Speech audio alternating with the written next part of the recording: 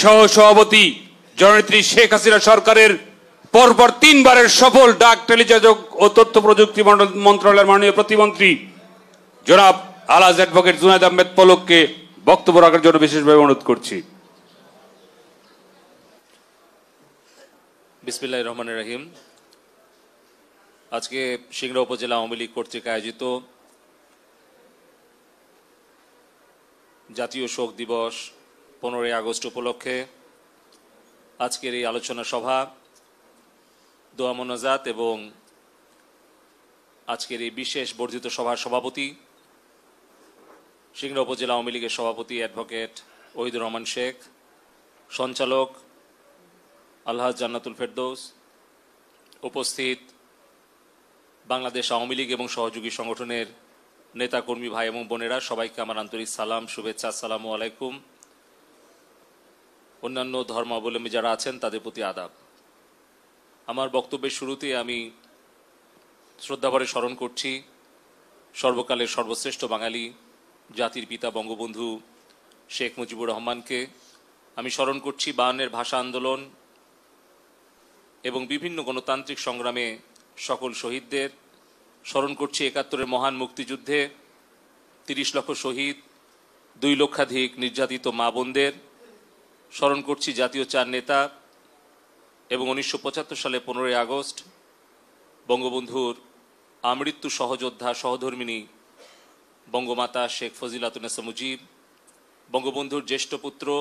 বীর মুক্তিযোদ্ধা শহীদ ক্যাপ্টেন শেখ কামাল,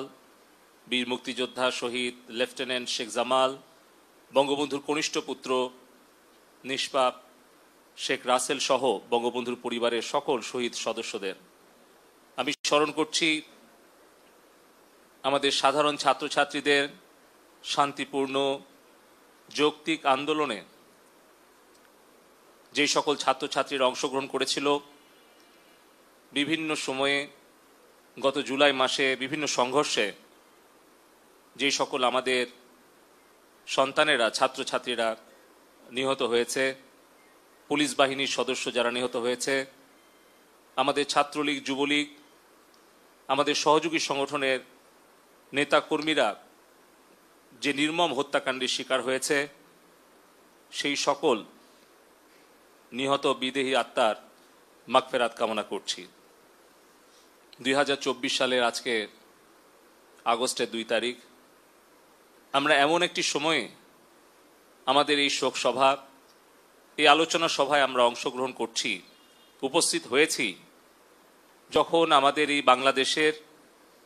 শিশু, কিশোর, কিশোরী, ছাত্রছাত্রী, আমাদের বন্ধুরা, আমাদের সন্তানরা তারা একটি আন্দোলনে আছে এবং যখন আমাদের সরকারের সাথে এই ছাত্র ছাত্রী ভাই বোনদের একটা ভুল বুঝাবুঝির কারণে দূরত্ব তৈরি হয়েছে, সেই সময়ে দেশে এবং বিদেশে বাংলাদেশের স্বাধীনতা বিরোধী,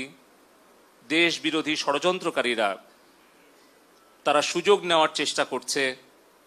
বাংলাদেশকে অশান্ত করার, বাংলাদেশের উন্নয়ন অগ্রযাত্রাকে ব্যাহত করার এবং যেভাবে তারা 71-এর পরাজয়ের